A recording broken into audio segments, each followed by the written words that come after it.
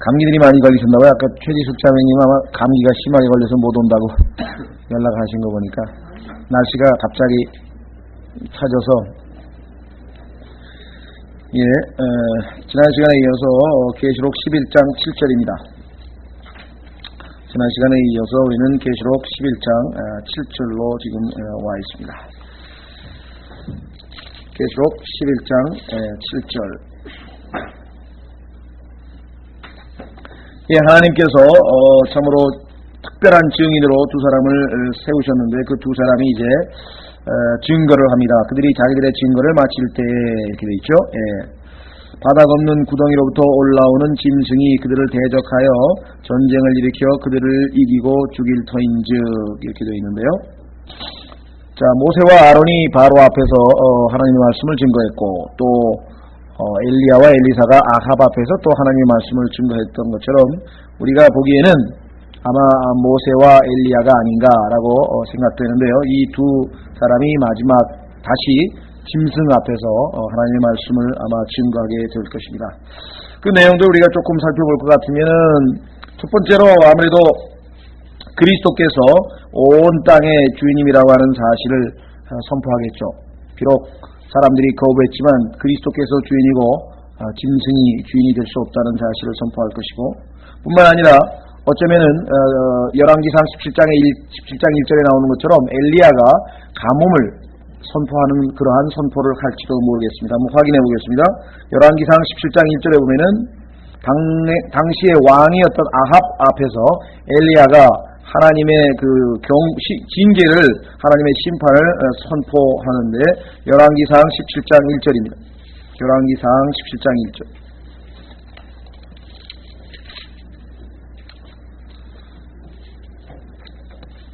열왕기상 17장 1절 보시면은 기록하기를 길르앗 거주민 디셉 사람 엘리야가 아합에게 이르되 내가 서서 섬기는 주 이스라엘의 하나님께서 살아계심을 두고 맹세하노니 내 말이 있지 아니하면 이 몇 년 동안 이슬이나 비가 있지 아니하리라 하니라. 여기 있죠. 자, 그래서 하나님의 심판을 아마 이 적그리스도에게 선포하는데 아마 그 중에 하나가 바로 이 비가 오지 않는 일 가능성이 있다는 것이죠. 세 번째로 증거할 내용을 우리가 보면은 그 당시에 휴거되지 못하고 지상에 남아있는 사람들은 악한 사람들이죠. 그래서 그 악한 사람들에게 아마 너희가 하나님의 아들이신 예수 그리스도를 거부하고 아주 이 악한 일을 저질렀다고 하는 아주 공개적인 어떤 그 죄를 지적하는 것들이 아닐까 싶습니다. 왜냐하면 그 계시록 11장 18절에 보면은 18절의 맨 끝부분에 보면은 또 맨 끝부분에 18절 맨 끝부분에 또 땅을 멸하는 자들을 멸하려 하심이니라 이렇게 했는데요. 땅을 멸하는 자들이라고 했으니까 우리가 상식적으로 봤을 때 악한 자들이다. 좋은 자들은 아니겠죠. 뿐만 아니라 아마 이 두 증인은 우리가 살펴본 것처럼 계시록 6장, 8장, 9장에서 그 하나님의 7인과 그 다음에 7 나팔에 대한 그 심판이 이미 있었는데 그것들이 하나님께서 허락하신 것이요. 이제는 하나님께서 더 적극적으로 더 극심한 심판이 있게 될 것을 아마 선언하지 않겠는가. 그렇죠?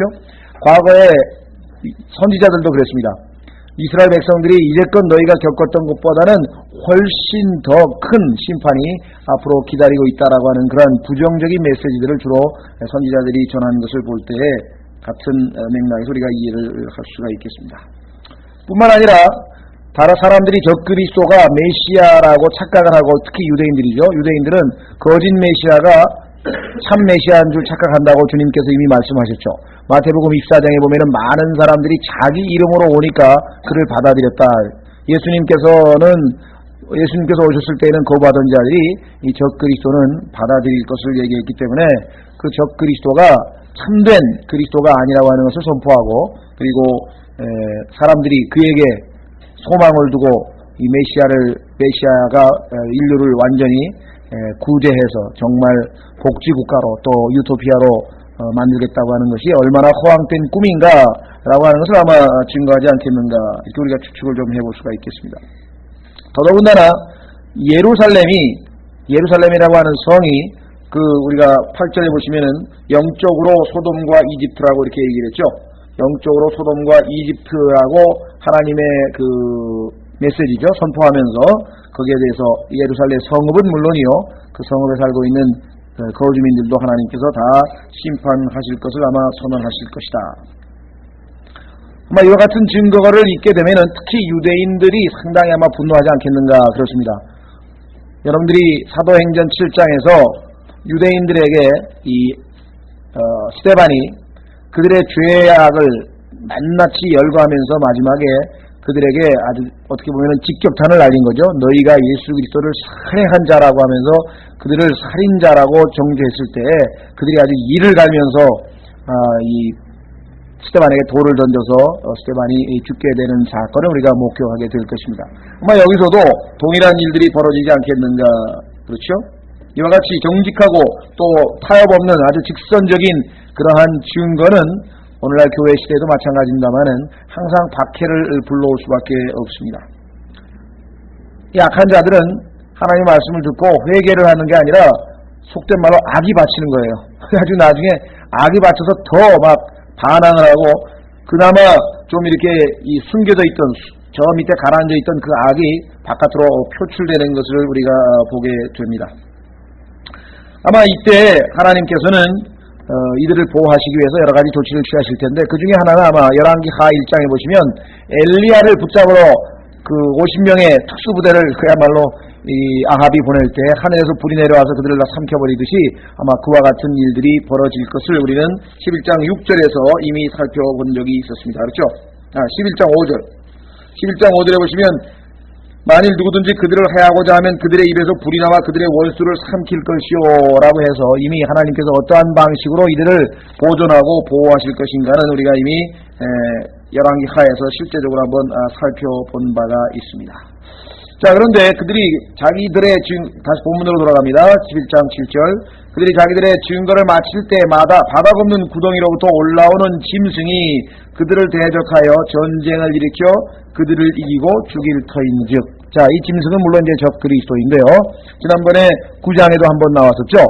저 밑에서 올라온 지하에서 지옥에서 올라온 자였잖아요. 이름도 히브리 말과 헬라어로 두 개가 나왔었고요. 또 13장에 가면 이제 본격적으로 그 짐승이 할 일에 대해서 자세하게 언급을 하게 되는 것을 보게 됩니다. 따라서 우리가 짐승에 대한 자세한 내용은 13장에 가서 좀 더 구체적으로 다루고요. 자, 적그리스도라고 하는 것만 우리가 짚고 넘어가겠습니다. 자, 그래서 우리는 8절입니다. 7절. 그들이 자기들의 증거를 마칠 때 바닥 없는 구덩이로부터 올라오는 짐승이 그들을 대적하여 전쟁을 일으켜 그들을 이기고 죽일 터인즉 이렇게 되어 있습니다. 그래서 일시적으로 하나님의 허락하에 엘리야도 죽고 또 예레미야도 고난당하고 했던 것처럼 이 두 증인도 그들의 선배 증인들의 선지자들의 길을 가게 될 것입니다. 그래서 이기고 죽일 터인즉 8절. 그들의 시체가 그 큰 도시의 거리에 놓이리니 그 도시는 영적으로 소돔과 이집트라고 하며 또한 우리 주께서 십자가에 못 박히신 곳이니라. 두말할 나위 없이 이것이 예루살렘이라고 하는 것은 이 구절만 봐도 분명하고 앞에서 11장에서 이미 성전을 우리가 살펴봤고 성전에 있는 도시 예루살렘이고 거기다가 주님께서 거기다가 더더군다나 거룩한 도시라 그랬고 거룩한 도시. 그래서 예루살렘이라고 하는 것은 성경적으로 분명한 것 같습니다. 여기 보시면 시체가 그 큰 도시의 거리에 놓이리니 성경에 보면은 아주 악한 죄를 저지른 악한 자도 가장 악한 죄인도 묻어주도록 그렇게 성경의 율법에 기록되어 있죠. 한번 확인해 보겠습니다. 신명기 21장 여전히 율법을 어기고 있는 자들입니다. 이들은 역사에 보면 우리나라에도 그 궁예가 자살했을 때에도 누구가 가가지고 그 시체를 다 거두어 줬다 그러잖아요. 다 이렇게 그래도 묻어주는 것이 인륜인데 이들은 얼마나 미워했으면은 그 두 사람의 시체를 보고 즐기는 거예요. 묻지를 않고 그 시체를 이놈들이 우리를 얼마나 괴롭혔는가 그거 따지면서 즐기고 있습니다. 자, 신명기 21장 22절 23절에 보시면 신명기 21장 22절 23절에 사람이 만일 죽음에 해당하는 죄를 범하였으므로 내가 그를 죽여 나무 위에 달거든 그 시체를 밤새도록 나무 위에 두지 말고 반드시 그날에 그를 묻어서 주 내 하나님께서 내게 상속으로 주시는 땅을 더럽히지 말지니 이는 나무에 달린 자가 하나님께 저주를 받았음이니라. 나무에 달린 자 예수 그리스도 십자가에 달리셨죠. 자, 그래서 묻어주도록 되어 있습니다. 그렇죠? 그래서 우리가 이 시체를 묻지 않는 죄를 여기서 다시 범하게 되는 것을 보게 됩니다. 율법을 어기는 자들이죠. 하나님께서는 아무리 악한 자라도 일단 죽고 난 다음에는 그 땅을 더럽히지 않기 위해서는 시체를 묻도록 하나님의 저주가 빨리 땅에 묻어야지 저주를 위에다가 매달아 놓으면 어떻게 되겠습니까? 그렇죠? 성경에 보면은 사울의 시체를 거두어서 그 묻어준 그 백성이 야베스 길레하신가요? 이름도 잊어버렸네요. 있었죠. 그들을 하나님께서 칭찬하시고 복 주신 것 여러분들 아시죠? 네. 자, 그래서 그 이외에도 성경에 보면은 여러 군데가 나오는데 이들은 결국은 묻히지 못하는 그러한 참 어떻게 보면 인간적으로 비극이죠. 한번 확인을 해보겠습니다. 성경에서 시편 79편에 이들의 운명에 대해서 이미 예언이 되어 있었는데요. 시편 79편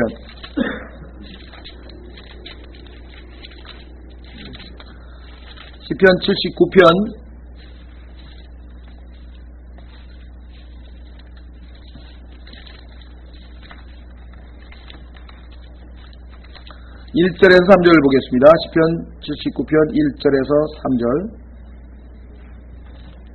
오 하나님이여 이 교도들이 주의 상속 안으로 들어와 주의 거룩한 전을 더럽히고 우리 금방 계시록 11장에서 봤었죠. 예루살렘이 돌무더기가 되게 하였나이다. 그들이 주의 종들의 시체를 하늘의 날짐승에게 주의 성도들의 살을 땅의 짐승들에게 먹을 것으로 주었으며 그들의 피를 예루살렘 주변에 물같이 흘렸으나 그들을 묻을 자가 아무도 없었나이다. 자, 계속해서 10절로 가보시면은 10절과 11절에 어쩌다가 이 교도들이 이르기를 그들의 하나님이 어디 있느냐 하리이까 주께서 주의 종들이 흘린 피를 복수하심으로 우리 눈앞에 있는 이 교도들 가운데 하나님을 알리시기를 원하나이다. 그래서 이들의 기도, 여기 나와 있는 기도의 응답대로 그대로 지금 하나님이 계시록에 보면은 심판하시는 장면이 나오죠. 네. 그렇게 악한 자들에 대한 심판이 성경에 나와 있습니다. 자, 그러면 다시 계시록으로 갑니다. 11장 8절. 계시록 11장 8절.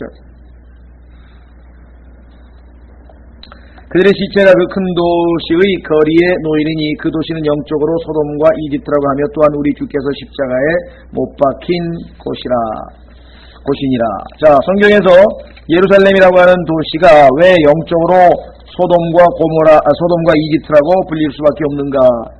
여러분들이 아마 소돔의 죄에 대해서는 성경에 여러 가지가 나오지만 첫 번째는 부도덕입니다. 그렇죠?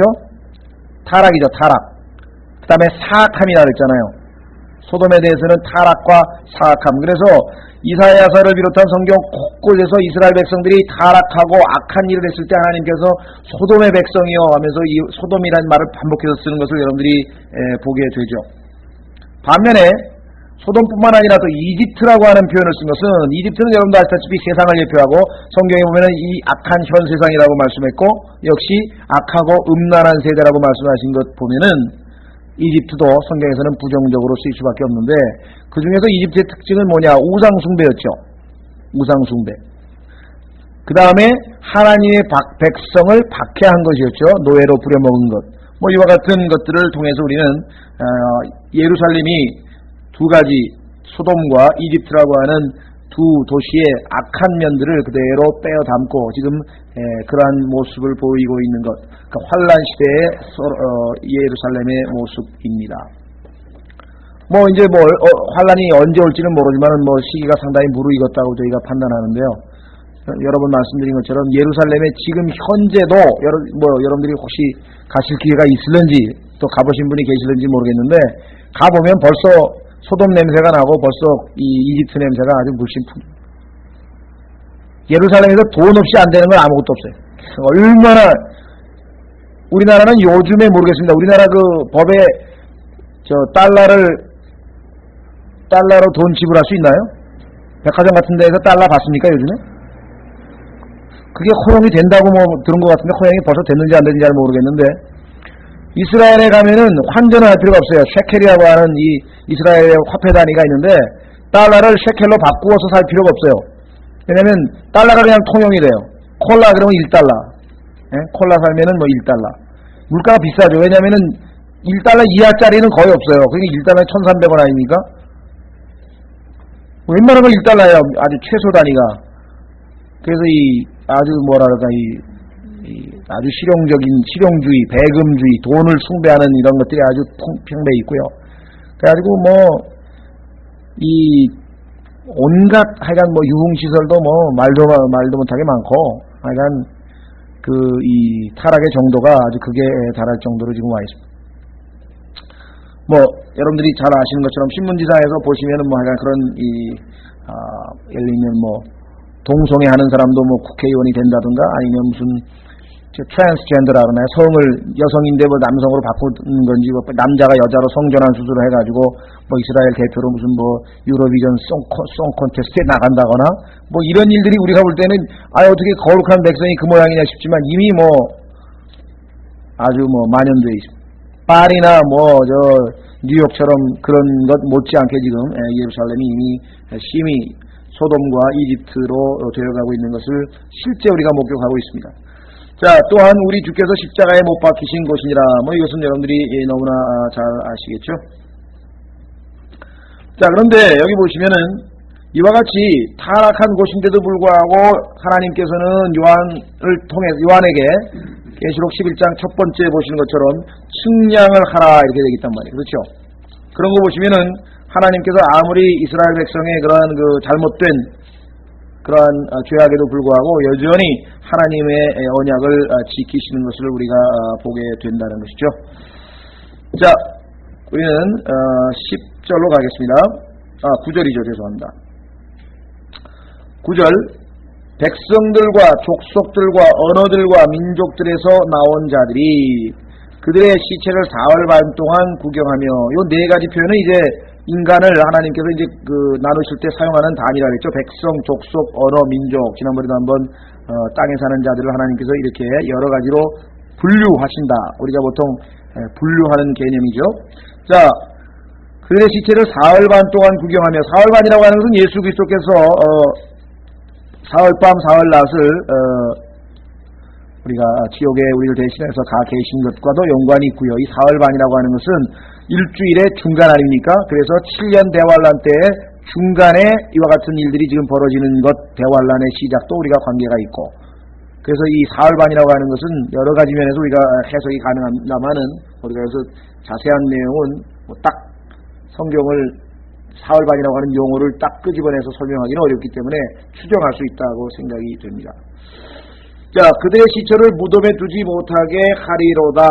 여기 지금 아까 얘기했던 그 얘기죠. 거리에 노일이니까 8절에 나와 있는 그 얘기가 무덤에 두지 못한다는 얘기하고 같은 말씀이 되겠습니다. 자, 10절에 이 두 대언자가 땅에 거하는 자들에게 고통을 주었으므로 땅에 거하는 자들이 그들로 인하여 기뻐하고 즐거워하며 서로 선물을 보내리라 하더라. 자, 여기서 땅에 거한다고 할 때는 단순히 땅에 우리가 생각할 때는 그럼 땅에 살지 사람이 어디 살겠어요? 뭔가 이게 특별한 의미가 있으니까 땅에 거한다는 말씀이죠. 우리도 너희 하나님의 말씀이 너희 안에 거하면 그런 말 우리 많이 쓰잖아요. 그래서 단순히 그냥 이 땅에서 거처를 정하고 있다고 하는 그런 말이 아니라 우리가 얘기하는 마음을 땅에 빼앗기고 있는 사람들입니다. 하늘에 있는 것들에 애착을 두는 것이 아니라 땅에 있는 것들에 애착을 두고 살고 있는 그런 사람들이잖아요. 그런 사람들을 우리가 땅에 거하는 자들이라 이렇게 이야기를 할 수가 있습니다. 그래서 우리는 성경에 보면은 이 세상을 사랑하고 또 땅에 있는 것들의 마음을 뺏긴 자들에 대한 표현이 신약 성경에도 골로새서에 나오고 빌립보서에 나오고 곳곳에서 나오는데 구약에서 예를 들자면 세상에 대한 미련을 버리지 못하고 있었던 자들이 이스라엘 백성 안에 섞여 살고 있었어요. 성경에서 그걸 섞여 사는 무리다. 이게 믹스드 피플이란 말을 썼는데 믹스드 멀티튜드라 그랬죠. 그래서 이 믹스라고 하는 말이 단순히 그냥 섞여 산다는 의미냐? 어떤 의미에서 보자면 이 믹스라는 말은 혼혈일 수도 있거든요. 혼혈아들. 지금 성경에서 얘기하는 이 믹스라고 하는 말이 그냥 섞였다는 말인데 이방 민족인데 이스라엘 가운데 와서 섞여 산다는 소리냐, 아니면 정말 혼혈이 됐다고 하는 것이냐. 어쨌거나 하여간 이들은 순수한 이스라엘 백성은 아닌 사람들이었습니다. 그런데 그들이 이스라엘이 출애굽할 때 따라 나와가지고 이 거룩한 진영 안에서 늘 섞여 살다가 항상 불평불만을 먼저 시작을 하는 거예요. 이집트 시절이 좋았는데 거기 가면은 고기도 먹고 하면서 이래가지고 이스라엘 백성들로 하여금 그 죄를 짓도록 항상 죄를 점화시킨 자들이 바로 이러한 자들이. 그래서 육신적인 그리스도인들이 늘 있을 때에는 영적인 그리스도인들도 말려 들어가가지고 같이 타락해버리는 경우가 우리가 종종 보게 됩니다. 그 반대가 됐으면 참으로 좋겠는데요. 그렇죠? 영적인 그리스도인들이 육적인 그리스도인들을 잘 공급을 하고 잘 양육을 하고 잘 도와줘서 그들로 하여금 edifying, 다시 이 믿음을 세우도록 도와주는 것이 참으로 우리가 얘기하는 사역인데, 상당한 경우에는 반대 현상이 일어나는 경우가 많다 이거죠. 그래서 우리가 때로는 바울이 우리에게 얘기하는 것처럼 육신적인 그리스도인들과 어떨 때에는 교제를 중단해야 할 때도 있는 것을 보게 됩니다. 자, 이런 자들은 어떤 자들이냐면요, 3장 10절에 보시면은, 자, 3장 10절에 보면은 이들의 특성이 나와 있습니다. 어떤 자들이냐?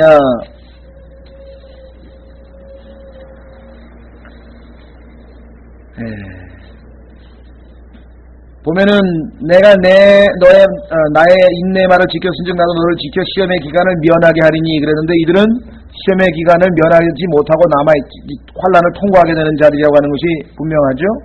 그 다음에 6장 10절에 보시면 하나님의 백성을 죽인 자들로 나옵니다. 이들은 하나님의 백성을 죽인 자들이었습니다. 6장 10절 보시면은요, 그래서 큰 음성으로 외치되 오 거룩하고 진실하신 주여 땅에 거하는 자들을 심판하여, 여기 나왔죠. 땅에 거하는 자들을 심판하여. 원수 갚아달라고 했을 때 그들이고요. 그 다음에 이들은 하나님께서 세우신 두 증인이 죽은 것을 보고 시체를 보고 기뻐하고 있잖아요. 11장 10절 우리가 지금 보고 있는 구절에. 반면에 12장 12절에 보면은 다른 것으로 인해 기뻐하는 무리가 있습니다. 한번 확인해 보겠습니다. 자, 이들은 하나님께서 보내신 증인들이 죽은 것을 기뻐하는데 12장 12절에 보시면 누가 기뻐하냐면요, 그러므로 하늘들과 그 안에 거하는 자들아 너희는 즐거워하라. 왜 그렇습니까? 마귀가 자기 때가 조금 뿐이 남지 않은 줄 알므로 크게 진노하여 너희에게 내려갔습니다. 그래서 마귀가 하늘에서 쫓겨났기 때문에 하늘에 거하는 자들은 이제 더 이상 뭐예요? 마귀의 임재에서 벗어난 거죠. 왜? 마귀가 싸움에서 져가지고 지상으로 내려가 버렸단 말이에요. 그러면 하늘은 이제 뭐예요? 하나님의 뜻이 하늘에서 이루어진 것 같이 땅에서도 이루어지죠. 땅에는 아직 안 이루어진 거예요. 땅에 있으면 조금 있으면 이루어지겠죠. 자, 그래서 하나님의 뜻이 하늘에서 이루어진 것을 놓고 기뻐하는 무리가 있는 것을 또 보게 됩니다. 뿐만 아니라 찾지는 않겠습니다. 나중에 13장 18절에 가면은 이 무리들은 짐승에게 경배한다라고 기록되어 있어요. 짐승을 경배하는 자.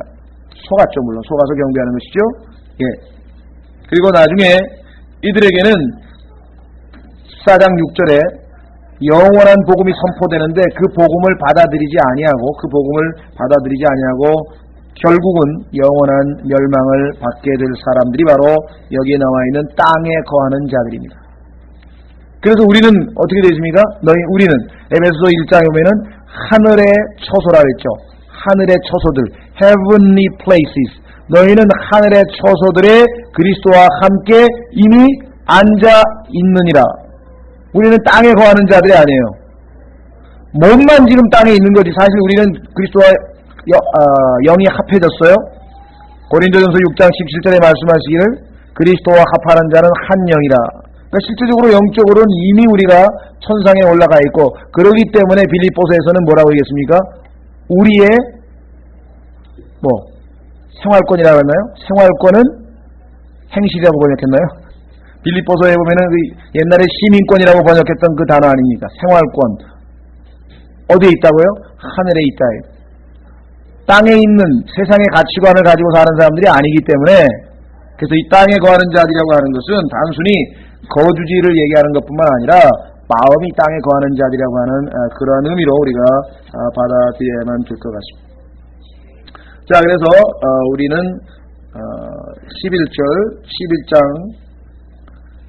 11장입니다.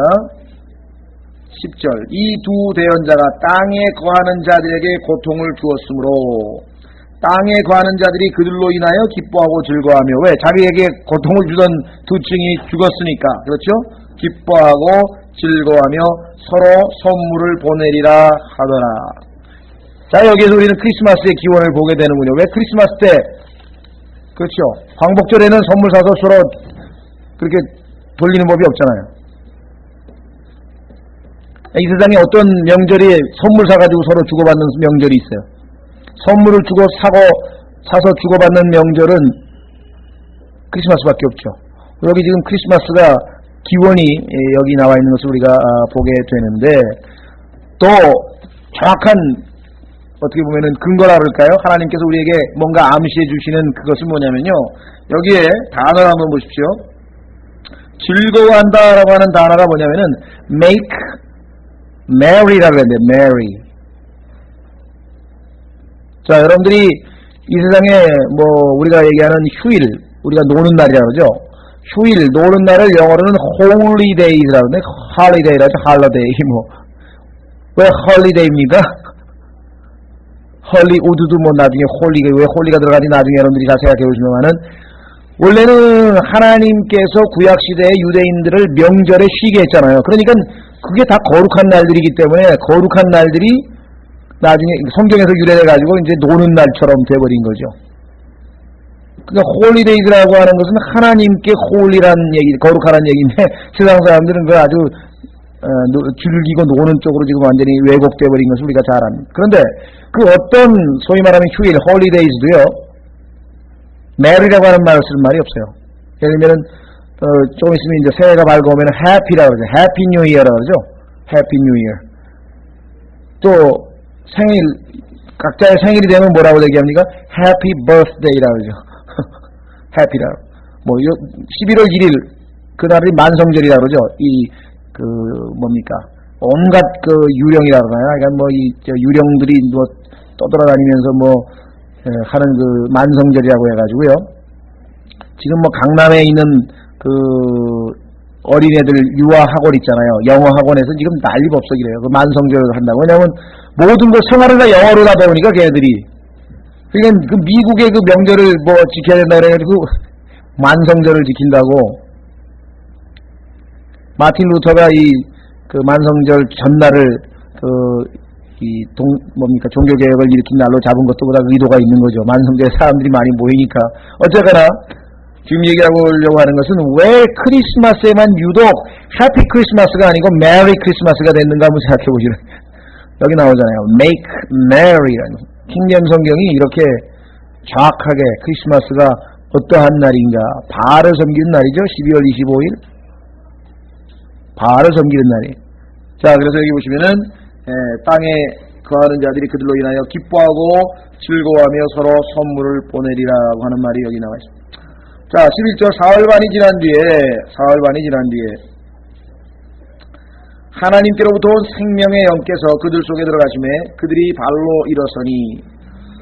자, 성경에 보면은 성령에 대한 명칭이 많이 나오는데요, 신약적 명칭하고는 좀 차이가 있는 것을 보게 됩니다. 신학에서는 성령, 그 다음에 Holy Ghost, Holy Spirit, 아니면 The Spirit 이렇게 보통 나오는데, 여기 지금 생명의 영이라고 하는 단어도 신약적인 성령의 명칭이 아니고 교회 시대와 관계없다는 것을 또 입증하는 것 중에 하나라고 할 수 있죠. 자, 그들 속에 들어가심에 그들이 발로 일어서니 구경하는 자들에게 큰 두려움이 임하더라. 여러분들이 한번 모르겠어요. 영화의 한 장면으로 생각을 하시든지, 약간 실제적으로 이러한 일들이 벌어졌다고 우리가 한번 머리로 한번 상상을 해보십시오. 시체가 지금 있어서 사람들이 즐거워하고 선물을 보내고 있는데 옆에 있던 이제 물론 성경에 보면 계시록 20장 4절에 보면은 목베임을 당한 혼이라 그랬잖아요. 환란 시대의 그 사형 방법은 목베임이라 그랬는데 그 옆에 목이 뭐 걸려 있었는지 아니면 밑에 떨어져 있었는지 모르지만은 보통 우리 옛날에는 목을 매달았잖아요. 괴수들은 다 목을 매달아 가지고 이조 시대도 보면은 매 걸었잖아요. 근데 그 목하고 몸하고 아마 24시간 텔레비전으로 생중계하겠죠. 전 세계 사람들이 그걸 보고 지금 막 즐거워하고 좋아하고 있는데 그 목이 몸하고 달라붙어가지고 두 발로 여기 일어섰다고 기록했으니까 그때 그 사람들이 갖게 될 그 뭐랄까 공포라 그럴까요? 두려움이 어떻게 얼마나 클 것인가 한번 여러분들이 상상을 해보시면 될 것 같네요. 자, 그들이 발로 일어서니 구경하는 자들에게 큰 두려움이 임하더라. 더더군다나 그냥 단순히 두려움이 임할 정도가 아니에요. 왜? 이 두 대언자가 하늘로부터 자기들에게 이 두 대언자가 하늘로부터 자기들에게 큰 음성이 나서 이리로 올라오라 말씀하시는 것을 듣고 구름 속에서 하늘로 올라가니 그들의 원수들이 그들을 바라보더라. 우리가 교회가 휴거될 때에는 그야말로 뭐 빛의 속도에 몇 배로 가는지 모를 정도로 순간적으로 사라져버리기 때문에 사람들을 뭐 여러 가지 방식으로 뭐 속이더라도 뭐 넘어갈지 모르지만 이거는 예수님께서 사도행전 1장에서 구름 타고 승천하듯이 눈에 다 보이는 거예요. 올라가는 게. 그러니 얼마나 정말 이 허리가 풀리고 다리가 후들후들 거리겠어요. 상상을 한번 해보십시오. 하나님께서 이 둘이 올라가게 되는데요. 이것은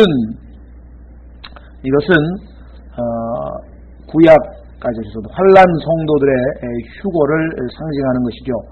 이때 환란 성도들이 같이 올라간다는 얘기는 성경에 없지만 나중에 성경에 보면은 환란 성도들이 휴고될 것에 대해서는 다른 곳곳에 언급되어 있거든요. 따라서 이들하고 같이 올라가든지 아니면 뭐 다른 방식으로 휴고가 금방 일어나든지 어쨌든 간에 이 두 사람은 환란 성도를 대표하는 사람이다라고 하는 것을 우리가 확인을 해볼 수가 있습니다. 자, 그렇게 되니까 어떤 일이 벌어졌습니까? 13절 바로 그 시각에 큰 지진이 나서 여기 보시면은요 그들의 원수들이라 했잖아요. 이들의 원수들이 그들을 바라보더라. 바로 그 시각에 큰 지진이 나서 그 도시의 10분의 1이 무너지더니 예루살렘입니다. 지진으로 죽은 사람이 7천이더라. 자, 여러분들 7천이라고 하는 숫자를 한번 생각해 보면은 여러분들이 조금 뭐랄까요? 생각해 볼 만하죠. 왜냐하면은 엘리야 시대에 하나님께서 이 바알에게 무릎 꿇지 않은 사람을 숨겨 놓으셨는데 그들이 7,000명이었잖아요. 그렇죠? 그런데 여기는 반대로 7,000명이 지금 죽는 내용이 나와 있습니다. 무슨 연관이 있는지는 모르겠습니다만은 아직 우리가 더 깊이 연구를 해보면 아마 관련이 있을지도 모르겠죠. 엘리야 여기 등장했으니까 엘리야가. 자, 그 남은 자들이 놀라며 하늘의 하나님께 영광을 돌리더라. 자, 여기 문제가 좀 까다롭습니다. 그 남은 자들이 놀라며 하늘의 하나님께 영광을 돌리더라고 했을 때 이들을 긍정적으로 볼 것이냐 이제 부정적으로 볼 것이냐 이런 문제인데요. 러크만 박사 같은 경우에는 이들을 뭐라고 얘기했냐면은 마태복음 25장에 나오는 양들로 분류될 사람들이라고 해석을 하신 것 같아요. 환란 성도가 휴거되고 나서 지상에서 이제 유대인들을 도왔던 자들 그들이 이제 하나님께 영광을 돌리는 거라고 해서 긍정적으로 해석을 하는 것 같습니다. 그런데 문맥으로 봐서 여기 지금 이스라엘이고 예루살렘이고 계속해서 지금 이스라엘을 대표하는 두 모세와 엘리야가 나왔고 지금 이 이방인에 대한 언급은 지금 거의 없죠. 더더군다나 갑자기 여기서 이 예수 그리스도께서 아직 재림하시기 전인데 재림하셔서 환란 통과하는 이방인들이 예수 그리스도께서 이제 오시는 것을 알아보고 미리 내다보고 영광을 돌렸다. 그래서 결국은 예수님께서 오셔서 그들을 양으로 분류하신다. 이렇게 보기에는 조금 좀 논리의 비약이 있는 것 같은 생각이 좀 들 때가 있습니다. 오히려 또 한 가지 견해는 좀 부정적으로 보는 건데요. 놀라며 하늘의 하나님께 영광을 돌리더라고 했을 때 여기 보시면 이 놀란다고 하는 말, 성경 복음서에 보시면 유대인들 가운데 예수 그리스도께서 하시는 기적이라든가 많은 그러한 놀라운 일들을 보고 놀라워하면서 하나님께 영광을 돌렸던 유대인들이 많이 있었습니다. 그런데 그들이 잠시 후에 예수님을 십자가에 못 박으라고 외쳐댔던 사람들이었거든요. 그러니까 영광을 돌렸다고 하는 말이 그들이 곧 뭐 구원받았다든가 그들이 곧 뭐 예를 들면 의로운 사람이라든가 이런 보장은 안 된다는 거죠. 왜냐하면 영광을 돌리고 나서 금방 예수님께 다시 대적을 했던 사람들이 얼마든지 나오니까. 따라서 우리는 오히려 이렇게 보면은 어떨까 싶습니다. 그러니까 우리가 성경에 보면은 진정한 회개하고 참된 회개로 말미암아 예수 그리스도를 믿고 회심하는 거하고 어떤 그 일시적인 어떤 이 두려움으로 인해서 하나님을 인정하는 거하고 좀 차이가 있지 않겠는가 이렇게 생각을 하게 됩니다. 예를 들면 빌립보서 2장에 가면은 모든 혀가 한번 확인해 보겠습니다. 모든 혀가 빌립보서 2장에 가시면은 10절에 보시면 하늘에 있는 것이나 땅에 있는 것이나 땅 아래에 있는 것들로 하여금 다 예수라는 이름에 무릎을 꿇게 하시고 그 다음에 11절에 또 모든 혀로 하여금 예수 그리스도는 주시라 시인하여 하나님 아버지께 영광을 돌리게 하셨느니라. 그런데 그 모든 혀에는 이 교회 시대에 예수 그리스도를 부인했던 자들도 있고요. 환란 때 예수님 짐승에게 경배했던 자들도 있을 것이고요. 다시 말하면 예수 그리스도를 거부했던 모든 자들도 결국에 가서는 뭐예요? 강제적으로라도 예수 그리스도를 주님이라고 하는 것을 시인할 수밖에 없는 그날이 올 것을 성경은 지금 얘기하고 있거든요. 그래서 하나님께 영광을 돌리게 되지만은 그들이 진정으로 마음으로 회개하고 뉘우친 자들이냐 그렇게 보기는 어렵지 않겠냐는 얘기죠. 더더군다나 성경에 보면은 하나님께서 참된 회개가 일어날 때에는 늘 심판이 연기됐었거든요. 하나님께서 히스기야가 회개할 때 연기시켜주고 또 요시야가 또 회개할 때 연기시켜주고 그래서 하나님께서 주로 진정한 회개가 있을 때는 거기에 대한 그래서 네가 심지어는 아합도 말이죠. 아합의 마음이 겸손해졌기 때문에 내가 이번에는 조금만 심판하겠다 이렇게 하시는 말씀이 성경 곳곳에 나오는 것을 봐서 이들이 진정으로 회개한 거라면 어떻게 바로 금방 심판이 집행이 되겠느냐 이렇게 우리가 생각을 해볼 수 있겠다는 얘기죠.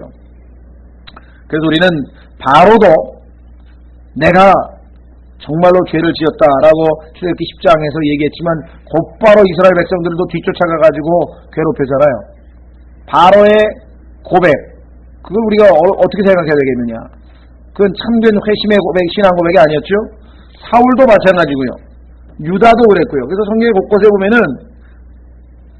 죄를 confess, 고백하고 자백은 했지만 그것이 참된 마음의 회심이 아닌 형식적인 그러한 것인 경우가 성경에 자주 등장한다. 그렇죠. 그래서 어떤 순간적인 공포, 늘 말씀드렸습니다마는 우리가 복음을 전하다 보면은 죄에 대해서 지적을 하고 그 다음에 지옥이라고 하는 것이 하나님이 마지막으로 그 죄를 지은 자들에게 내리실 심판이다라고 하는 것을 우리가 아주 강력하게 선포를 합니다. 그런데 그 죄에 대한 지적과 어떤 그 심판에 대한 그것을 너무나 강조해가지고 그 두려움과 공포에 질리는 수가 있어요. 그래서 그 순간에 어쩔 수 없이 하나님을 믿겠다고 손을 들고 영적 기도를 하는 수도 있다 이 말이죠. 그러나 그것은 참다운 이 회심이라고 볼 수 없다 이 말. 로마서 2장에 얘기한 것처럼 하나님의 선하심이 너희를 회개에 이르도록 하심을 너희가 알지 못하느냐. 우리가 죄와 지옥에 대해서 강조하는 것은 그로 하여금 죄인이라고 하는 것을 깨닫게 해서 그런데 마땅히 심판받고 마땅히 불못에 던져서 영원히 고통을 당하는 것이 당연한 죄인인데 그 죄인을 위해서 하나님께서 인간의 몸을 입고 와서 사랑의 표시로 십자가에서 죽으셨다고 하는 하나님의 선하심이 증거되고 그 선하심이 그 사람으로 하여금 감격해서 감사해서 회개를 하게 하는 거지 두려움과 공포가 그를 회개시키는 건 아니다. 이게. 그러니까 두려움과 공포로 인해서 어떤 사람이 주님을 믿었다고 한다면 그것은 참다운 회심이라고 보기는 어렵다는 거죠. 실제적으로 저는 그런 경우를 한번 본 적이 있어요. 과거에 제가 제 선배인데요. 지금 모르겠어요. 뭐 산업자원부 무슨 국장을 하는지 뭔지 어쩌다가 텔레비에 가끔 나오더라고요. 근데 그 선배의 여동생을 제가 이제 학창시절에 대학 다닐 때 가해 공부를 시켰거든요. 아르바이트식으로 해가지고 성문 종합 영어를 가르쳤었던 아이인데 어떻게 하다가 외대 영어과를 들어왔어요. 그 아이가. 그래서 제가 이제 한 사람 선교회 제가 다니고 있을 때니까 그래서 이 복음 집회 그러니까 전도 집회에 걔를 초대를 했어요. 근데 그날따라 설교 내용이 뭐냐면 지옥에 대한 거였는데 그날 이 설교자가 김한식 선교사가 아주 이 감정이입을 잘해가지고 굉장히 그 쇼맨십이 강한 사람이에요. 좋게 얘기하면은 아주 뭐랄까 리얼하게 복음을 전하고 조금 좀 부정적으로 얘기하면 약간 상당히 그 좀 이 쇼맨십이 있어가지고 얼마나 지옥에 대해서 그냥 막 실감나게 했는지 정말 뭐랄까 뭐 두려움이 안 생길래 안 생길 수 없이 그렇게 복음을 아주 지역에 대해서 리얼하게 묘사하더라고요. 무슨 불로서 소금 치듯함을 받으리라 할 때도 보면 그냥 그거를 정말 우리 있잖아요. 그 소세지 구워가지고 소금 뿌려가지고 막 뻘겋게 달아오르는 것처럼 막 묘사를 하면서 그냥 막 이게 뭐 완전히 거기가 공포의 도가니로 이제 누가 D.L. 무디가 지역에 대해서 이 설교를 했더니 사람들이 막 두려워서 부들부들 떨었고 막 괴성을 지르고 난리가 났다고 그런 유명한 일화가 있듯이 하여간 그때도 그랬었거든요. 근데 나중에 이제 복음이 끝나고 예수 그리스도를 영접하는 사람 이제 순서가 있었는데 이 아이가 뒤에서 지켜보고 있는데 보니까 손을 딱 들더라고요. 야, 그래서 이제 영접을 하고 구원을 받았나 보다. 웬걸? 그 다음에 도망을 쳐가지고 아예 나타나지도 않고요. 그러니까 그 순간에 너무 공포에 질려가지고 순간적인 어떤 그 심리적인 안정이랄까 무슨 저스티파이를 시키기 위해서 양심을 좀 가라앉히기 위해서 그냥 손을 든 거예요. 오늘날 우리도 특히 근본주의자들 진영에서는 하나님의 선하심을 증거함으로 사람을 얻기보다는 이 공포에 질리게 해가지고 지옥의 공포를 자꾸만 조장해가지고 물론 지옥을 전하지 말라는 얘기는 아니죠. 당연히 전해야 되지만 그 지옥의 멸망을 받을 수밖에 없는 자를 하나님께서 얼마만큼 사랑하셨는가 그 하나님의 선하심이 최종적으로 부각이 되고 주제가 되고 선포가 돼야지 그것을 빼놓고 계속 그냥 지옥만 외쳐대가지고서는 사람을 얻을 수가 없다 그 말입니다. 여기서도 보면은 좀 그와 같은 것이 있지 않았겠는가. 그래서 두려움으로 하나님께 영광을 돌렸다고 하는 말이 여기서 단서가 될 것 같습니다. 놀라워서 두려워서. 그렇죠? 네, 그래서 우리는 이 문제를 제가 단정 짓지는 않겠습니다. 이런 견해가 두 개가 있는데 저는 두 번째 견해가 더 제가 보기에는 성경적으로 옳지 않겠는가 이렇게 생각을 합니다. 그래서 여러분들이 보시기에 록만 박사가 얘기한 것처럼 그게 옳을 것 같으면 받아들이셔도 성경에서 충분히 근거가 있다고 생각이 됩니다만은 자 다시 그래서 돌아가서 계시록 11장으로 갑니다.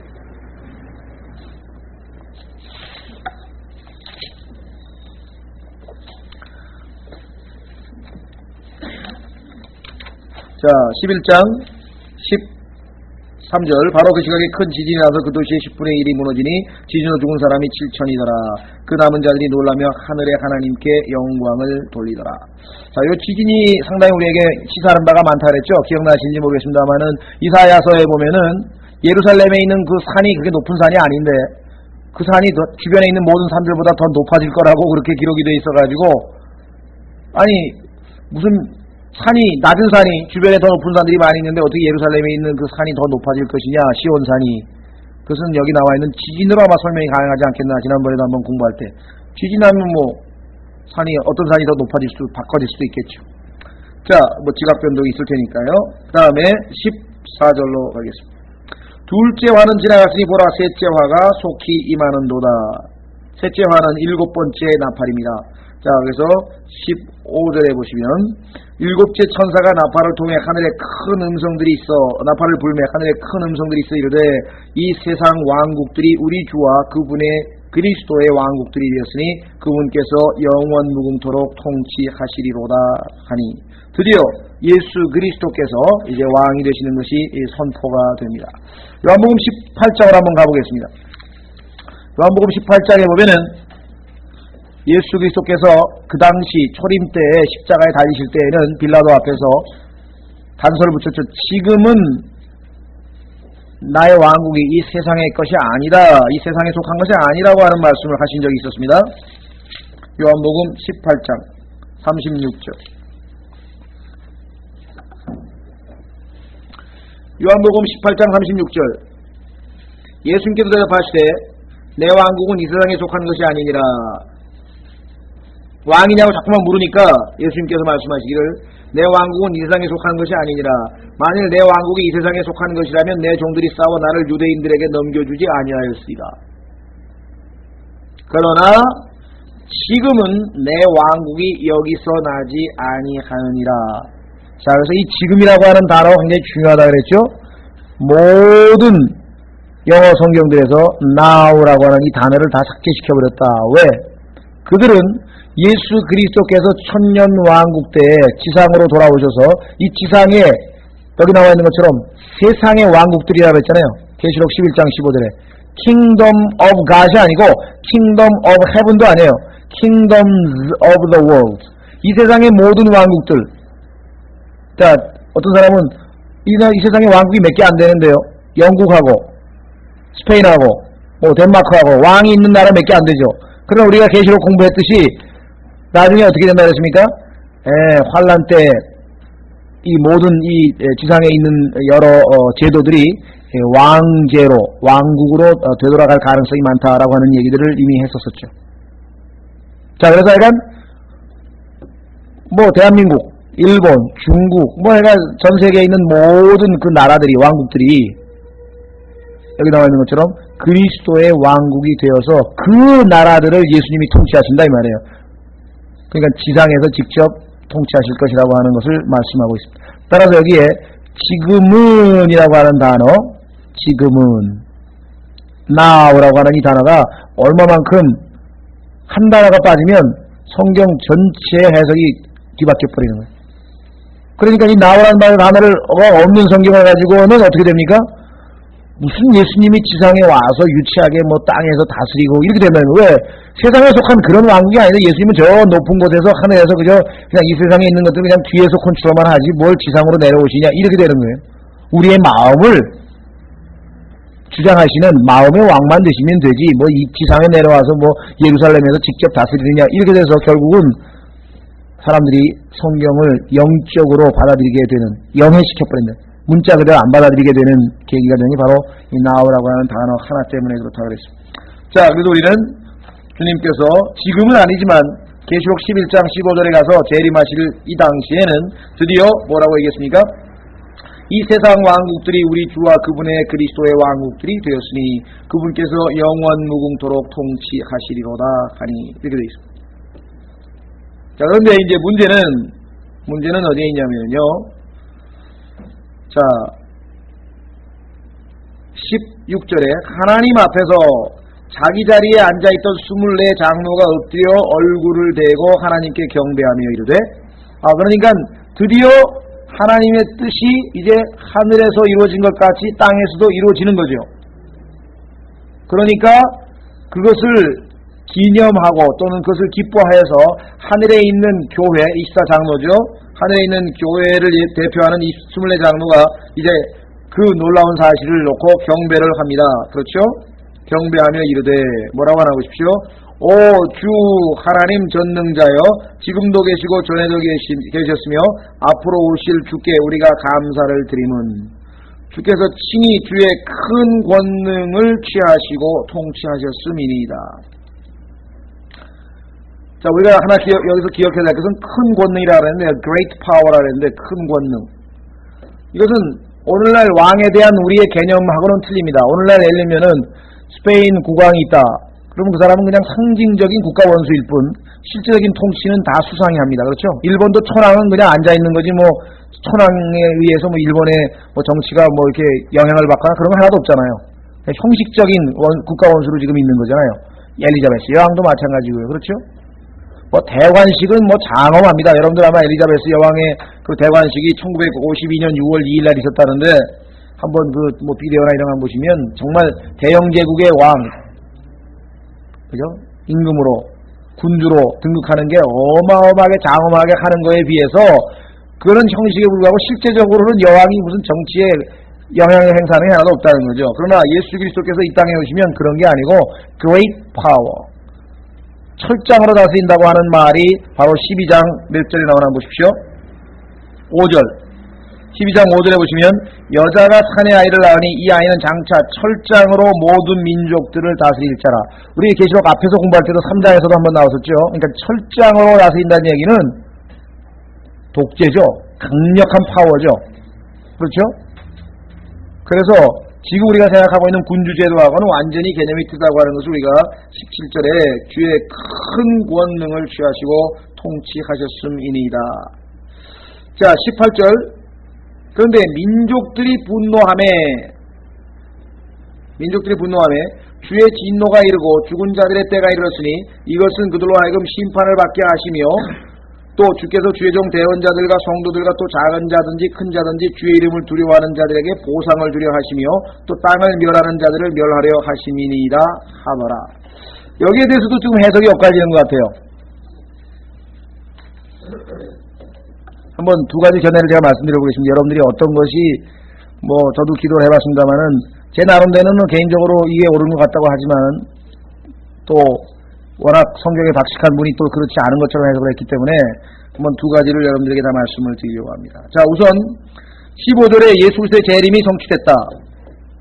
그렇죠?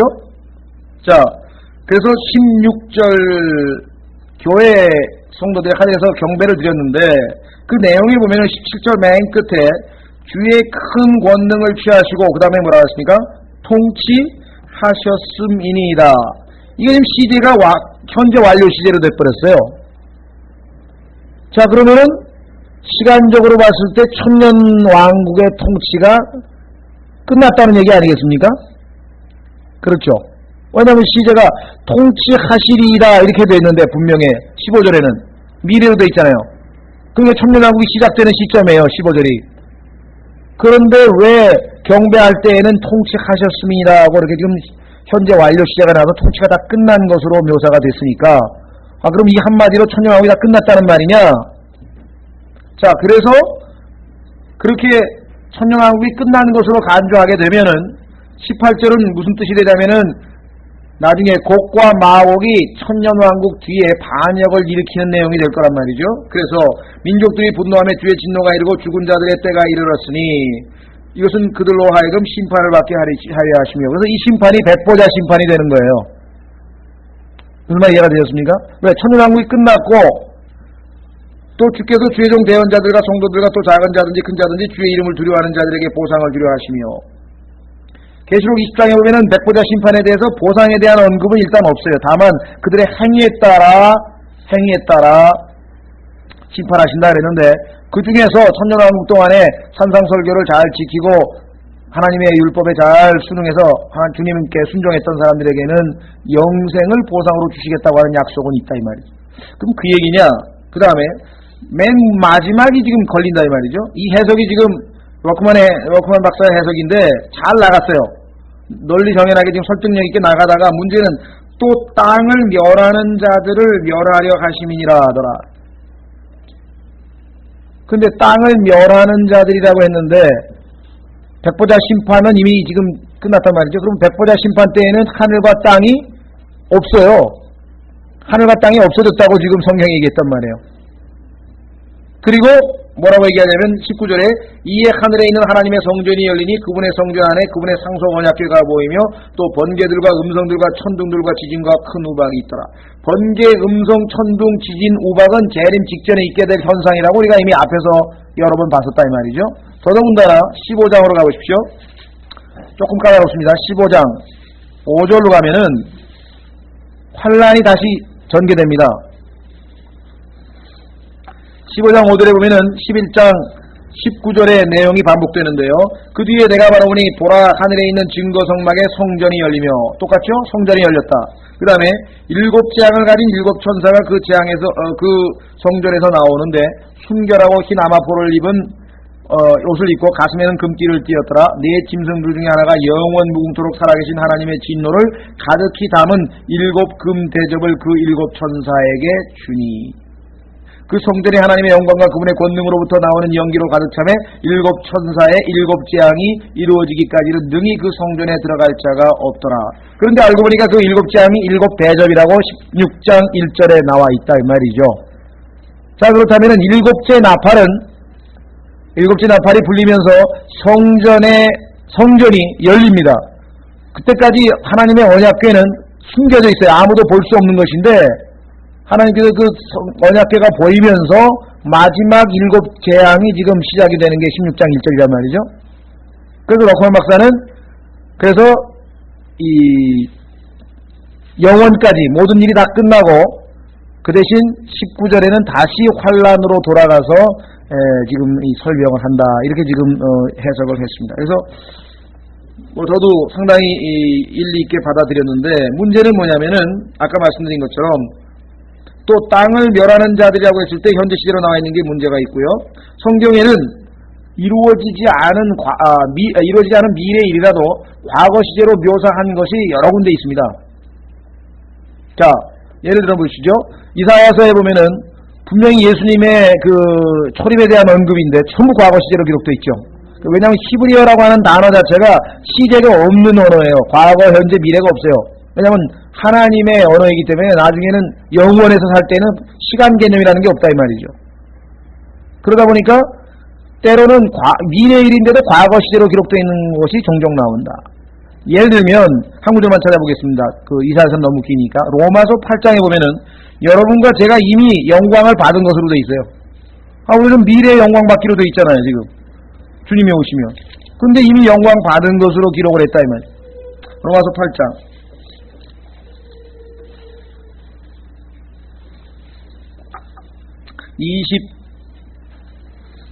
29절 30절부터 30절. 자, 로마서 8장 30절 보시면 기록하기를, 뿐만 아니라 그분께서는 예정하신 그들을 또한 부르신 그들을 또한 의롭다 하시고, 거기까지는 다 이해가 돼요. 과거 시제니까. 그리고 의롭다 하신 그들을 또한, 자, 문제는 의롭다 하신 그들을 또한 영화롭게 하셨느니라. 이게 벌써 영화롭게 됐다니 과거 시제로 돼버렸단 말이죠. 그러니까 아까 계시록에 나와 있는 그 기록이 현재 완료 시대로 했다고 해서 천년왕국이 다 끝난 것으로 보고, 그 다음에 18절을 그 이후에 있게 될 최후의 심판, 백보자 심판으로 봤는데, 그럴 필요가 없이 다 끝났다 하더라도 다시 환란 그 심판이 지금 계속되는 것으로 보는 것이 더 낫지 않겠느냐, 그렇게 생각을 합니다. 그러니까 이렇게 해석을 하면 어떻겠냐 이거죠. 15절에 예수 그리스도께서 이 세상의 왕국을 차지하시는 왕이 되실 것이 선포돼서 16절과 17절에서 하늘에 있는 교회, 휴거된 교회가 24장로들이 대표하고 있는데, 그들이 지금 하나님께 기뻐하며 드디어 하나님의 뜻이 땅에서도 이루어진다고 하는 사실을 알고 기뻐하고 경배하고 있다 이 말이죠. 그렇죠? 그리고 18절에 다시 재림시에 예수 그리스도를 대적할 사람들에게로 되돌아가서 아마겟돈 전쟁에 대한 묘사를 하고 있다. 문제는 그렇게 해석하다 보니까 여기서 죽은 자들의 때가 이르르니 했을 때 죽은 자들은 우리가 일반적으로 어떻게 알고 있습니까? 예수 그리스도를 믿고 죽은 자들, 예수 그리스도를 안 믿고 죽은 자들 아니에요. 그들이 나중에 백보자 심판받으러 올라올 때 죽은 자들이라고 하는 용어로 성경에서 썼다 이 말이죠. 근데 그게 또 걸려요. 그러나 영적으로 우리가 풀어보면은 우리가 죽은 자들이라고, 그러니까 지금 현재 살아있지만 죽은 자들, 죄와 허물로 죽어있는 자들, dead, 그렇죠? 그 죽었다고 하는 다음에는 교회 시대에 지금 우리 주변에 구원받지 못한 사람들에 대해서도 그 죽은 자라고 하는 용어를 우리가 쓴다고 한다면 얼마든지 영적으로 해석이 가능하지 않겠는가. 다시 말하면 이 이 심판을 마태복음 25장에 나오는 양과 염소에 대한 심판으로 볼 수는 없겠느냐 이 말이죠. 더더군다나 여기에 남아있는 주를 두려워하는 자들에 대한 보상은 땅에서, 항상 보상은 땅에서 주는 거 아니겠습니까 하나님께서? 그러면 지상에서의 보상이라고 하는 것은 천년왕국 때 주어지는 거란 말이에요. 성경에 보면은 온유한 자에게는 땅을 줄 것이요 하면서 보상에 대한 언급이 또 나온다. 더더군다나 그리스도인들도 누가복음 19장에 보면은 이 땅에서의 보상이 있습니다. 어떤 보상이냐면 10거울 보상받을 사람이 있고 5거울 보상받을 사람이 있고, 그렇죠. 지상에서의 보상도 있다라고 하는 것이죠. 그렇다면은 우리가 여기에서 지금 주님이 심판하신다고 하는 것은 우리가 잘 아시는 짐승과 거짓 선지자들이 천년왕국 전에 이미 불못에 던져지지 않습니까? 그 다음에 아마겟돈에서 예수 그리스도를 대항했던 모든 이방 군대들이 심판을 받고, 그리고 나중에 염소로 분류되는 모든 민족들은 다 지옥불에 던져지고, 그 심판이라고 해석을 하면 어떻겠는가, 그렇게 생각이 됩니다. 그래서 조금 까다로운데 18절의 해석이 백보자 심판 때의 이야기냐 아니면 다시 환란의 끝부분으로 되돌아가느냐. 로크만 형제는 18절까지는 이 마지막으로 다 했고요. 그러니까 백보자 심판까지 끝난 걸로 하고 19절에 다시 환란으로 돌아가는 걸로 해석을 했는데, 문맥으로 봐서는 18절서부터 다시 환란으로 돌아가는 것으로 해석을 해야 또 훨씬 더 문맥에 맞지 않겠는가, 그렇게 생각이 된다는 것이죠. 그래서 조금 이 두 가지 견해 중에서 여러분들이 18절을 어떤 것으로 볼 것인지는 좀 숙제로 남기고 좀 쉬었다가 19절 마지막 구절서부터 더 계속하도록 하겠습니다.